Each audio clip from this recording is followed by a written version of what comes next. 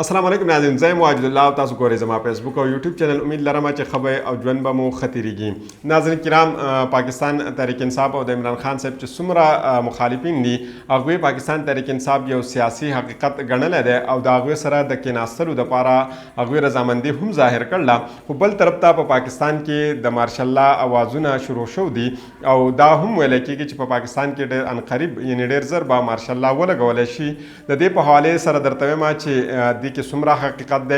آیا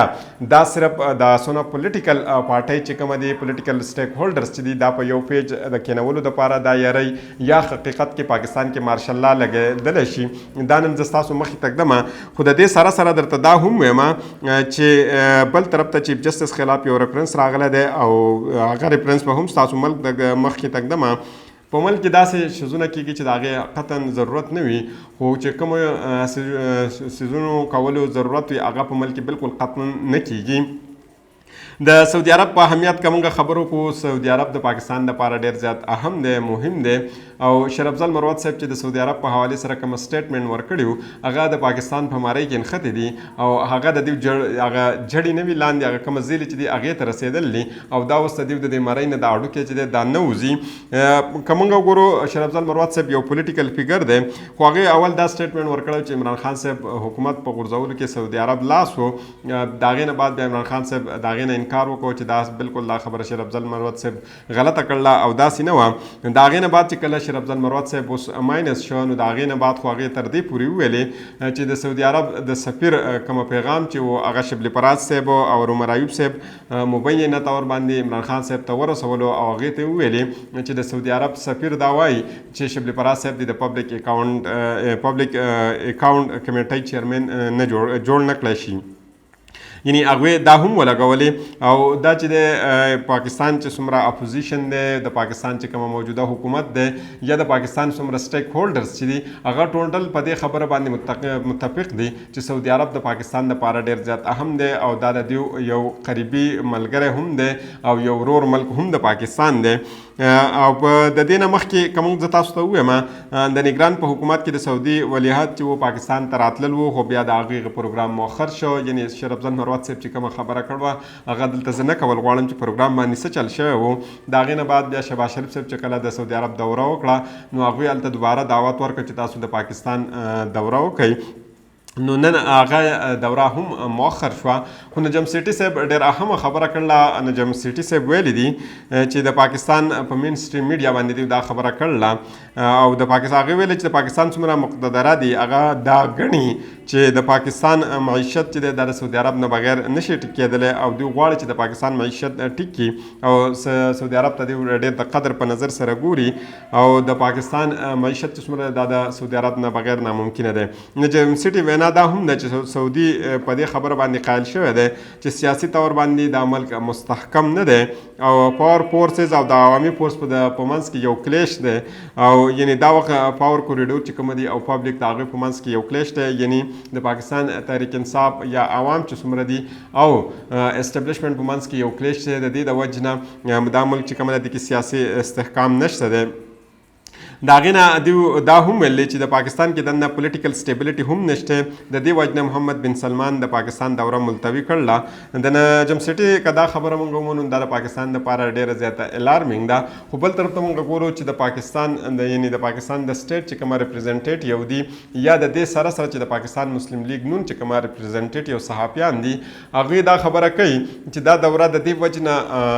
مؤخر شو ده چې په سعودي عرب کې عید الاضحی یعنې غټ اختر را روان دی او د غټ اختر سره سره حج دی. نو د حج د تیاریانو دپاره او د غټ اختر د تیاریانو دپاره چې دی دوی مصروفه دي، نو د هغې د وجې نه دوی دا دوره ملتوي کړله یعنې مؤخر کړې ده. که چېرته داسې وي نو دا خو ډېره ښه خبره ده. دوی به یوه میاشت بعد چې دی بیا د پاکستان دوره وکړي او د پاکستان سره به د دوی تعلق نور هم بهتر شي. خو که چېرته موږ د نجم سیټي صاحب دا خبره ومنو چې دوی په دې خبره باندې راضي شوي دي چې په پاکستان کې موجوده وخت کې سټیبلیټي نشته، پاکستان کې استحکام نشته، پولیټیکل استحکام نشته، نو دا بیا د پاکستان د موجوده وخت لپاره نه بلکې د پاکستان د راتلونکي وخت لپاره هم ډېره الارمینګ خبر دی او ډېر بد خبر دی.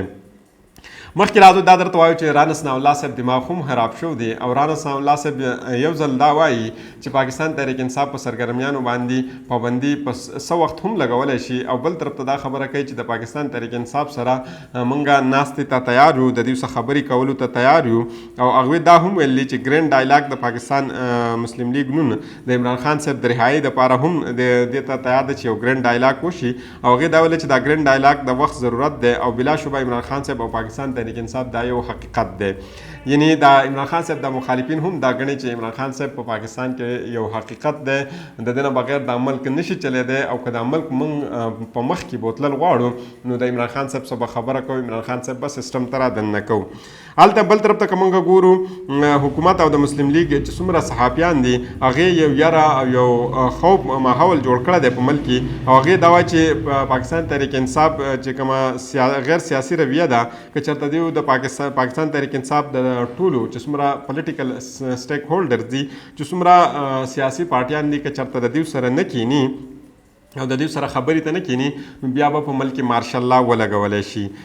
او مارشل لا هغې ویل چې دا ځکه به ولګولی شي چې د عمران خان صاحب نه بغیر ملک نه چلیږي او چې ملک د هغه نه بغیر نه چلیږي هغه خبرې کولو ته تیار نه دی نو مارشل لا به خامخا لګولی کېږي ځکه چې ملک د هغې نه بغیر نه چلولی کېږي. که موږ IMF ته وګورو IMF هم دا خبره تسلیم کړله چې پاکستان تحریک انصاف د پاکستان مقبول ترین جماعت دی، یعنی چې پاکستان که چېرته د IMF سره ډایلاګ کول غواړي، د IMF نه مخکې څه پیکج اخیستل غواړي نو هغه به ورته هم دا وایي چې مقبول ترین پارټي خو په پاکستان کې پاکستان تحریک انصاف ده نو تاسو سره خبر کول چې کومه دی یا تاسو سره ډایلاګ کول چې دی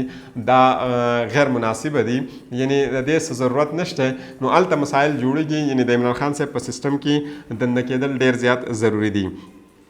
اوس یو بل په ملک کې یو بل سچویشن دی چې دا ډېر زیات خراب سچویشن دی خو دا په الکترونیک میډیا یا مین سټریم میډیا باندې موږ ته نه ښکاره کېږي او دا په آزاد کشمیر کې چې څه روان دي نن سبا تاسو وینئ د هغې په حوالې سره دي خو کتنه دا ده چې پبلک کمیټې دې ته په کم نظر باندې ګوري، هغې دې ته په کم نظر دا مسله حل کوي خو پاکستان مین سټریم د دې نه بالکل انکار کړی دی او هغه په دې باندې خبرې کول نه غواړي خو انټرنیشنلي میډیا یا د انډیا چې کومه میډیا ده هغه خو دوی نشي بندولی، د هغې خولې خو دوی نشي بندولی، هغه به په دې باندې ظاهري خبره ده چې خبرې کوي، هغه به دا یو خپل خلاف ګڼي او تاسو ته پته چې په انډیا کې اوس الیکشن هم نږدې دی نو هغه خو به دا ډېر په اسانۍ سره دا دوی ته یو موقع میلاو شوه. ځکه چې په کشمیر کې کومه مهنګایي ده، په کومه درانه بلونه هلته خلکو ته ورکولی کېږي نو د هغې د وجې نه د پولیسو او د عوامو په منځ کې چې کومه کلیش شروع شوی دی، کومه جګړه شروع ده، یو بل ته مخامخ شو دي، په هغې کې دا اطلاعات راځي چې ډېر شه پولیس او مظاهرین چې دي هغه پکې زخمي شوي دي او دا تر دې پورې چې دا اطلاعات هم راغلي چې هلته نه ډېر کسان شهید شوي پکې هم دي چې څه د پولیسو نه شهید شوي دي او څه د عوامو نه شهید شوي دي. صدر مملکت د آزاد کشمیر په صورتحال باندې یو هنګامي اجلاس راغوښتی دی صدر کې او چې څومره سټیک هولډرز دي هغه ټولو ته دا ویلی دي چې د دې معاملې د حل کولو دپاره دی تجاویز راوړي او تجاویز دی پیش کړي. اوس راځو مخکې درته یم د عارف الوي صاحب په حوالې سره چې عارف الوي صاحب چې دی دوی دوباره اکټیو شو دي او عارف الوي صاحب پرون سیالکوټ وزټ کړی دی او دوی ریحانه امتیاز ډار صاحب او عمر ډار صاحب کور ته تللي څرنګه چې موږ په خیبر پښتونخوا کې دا خبره منو چې شرف افضل مروت صاحب په خیبر پښتونخوا کې یو نوی ژوند اچولی و، په خلکو کې یو نوی طاقت اچولی و، دارنګې په پنجاب کې که موږ ګورو نو ریحانه امتیاز ډار صاحبه او عمر ډار صاحب چې دی هغوی دا نوی ژوند په پنجاب کې اچولی و که بیا موږ چېرته د پنجاب او د خیبر پښتونخوا سچویشن ته وګورو نو پنجاب چې دی پنجاب کې حالات بدتر وو ځکه خیبر پښتونخوا کې د دوی دا همت نه و چې د خلکو د کور او د چاردیوالۍ تقدس یې پامال کړی وی خو په پنجاب کې دوی ډېر په اسانه باندې د هغې د کورونو تقدس پامال کړی ځکه چې خیبر پښتونخوا کې دوی ته دا اندازه وه که چېرته دوی د چا کور ته ورځي نو سړي نه بلکې د زنانو چې کومه ریاکشن راځي نو د هغې مقابله ناممکنه ده او په پنجاب کې پنجاب خلک لږ نرم دي نو د دې وجې نه په پنجاب کې دوی ډېر هغه پستایت چې کومه د آخري حد ته رسولی و خو د دغه ټوټل پستایت مقابله ریحانه امتیاز ډار صاحبه چې په کومه طریقه کړوه عمر ډار صاحبه کړوه نو دا د ستاینې وړ لري. دغه رنګ پاکستان تحریک انصاف د رهنما عمر ډار صاحب چې کله چوت کړی شو د هغې نه بعد دوی ورالو په کومه طریقه چې دوی د پاکستان تحریک انصاف جنډه چوته کړې وه نو دا هم د یو یونیک ریکارډ په تاریخ کې جوړ کړی دی. اوس عارف الوي صاحب ته عمران خان صاحب څه ټاسک ورکړي او په هغې کې اولنی ټاسک دا دی چې دوی پولیټیکل انګیجمنټ شروع کړي د صحافیانو سره د سټیک هولډر سره د تھنک ټینک سره شروع کړي د دوی سره ملاقات شروع کړي او د راتلونکي وخت لایحه عمل چې کومه دوی جوړ کړي او خو د دې نه اول ورته هغې دا ویل چې د دې نه اول کار به عارف الوي صاحب دا وکړي چې به دغه کسانو کورونو ته لاړ شي چې کوم کسان شهید شوي دي او کوم کسان گرفتار شوي دي د هغې سره به اظهار احتیاطي وکړي یعنی دا به عارف الوي صاحب ته دا میلاو شوی دی دا ټاسک ورته میلاو شوی دی او ان قریب به تاسو نه چې عارف الوي صاحب به یو لیډینګ فرنټ کردار ادا کوي په پاکستان تحریک انصاف کې یعنی وکیلان چې څومره هغې خپل کوشش وکړو پاکستان تحریک انصاف یې دې ځای ته راورساوه خو عمران خان صاحب اوس دا غواړي چې دا ذمهداري هغه عارف الوي صاحب ته ورکړي او د دې نه بعد به تاسو عارف الوي صاحب وینئ چې دی به په لیډینګ فرنټ باندې خپل کردار ادا کوي او ان قریب یعنې ډېر زر به وینئ 10 ورځو کې 15 ورځو کې یا 20 ورځو کې به دا مونږ ووینو. لاهور های کورټ جج دا ویلی شوی دی چې تاسو د ټوټل ججانو نمونه ماته راکړئ د هغې نه بعد به موږ د خپلې مرضۍ جج په دې کې خوښ کړو او د هغې مخې ته به خپل کیس ولګو دا ورته الیکشن کمیشن ویلي ځکه چې ټریبیونل کومه کیسونه د دانلۍ د سیټونو په حوالې سره روان دي نو په هغې باندې به دوی دا کیس د خپل جج مطابق دي نو دا خبره لږ غیر مناسبه ځکه ده که چرته او دا قاضي صاحب به یقینا قاضي صاحب به په دې کې زمونږ او ستاسو قاضي صاحب به په دې کې شامل وي هغوی به ویلي لاهور های کورټ ته ځکه که چرته داسې وي نو بیا به هر یو کس دا ډیمانډ کوي چې پلانکي کیس کې داسې شوی وه نو ما ته دې هم زما د مرضۍ مطابق جج راکړی شي او زه به د خپلې مرضۍ مطابق د جج مخې ته خپلې مرضۍ مطابق کیس کېدم او د هغه نه به د خپلې مرضۍ مطابق فیصله واخلم. نو د بلې ویډیو پورې ما ته اجازت راکړئ د الله په امان.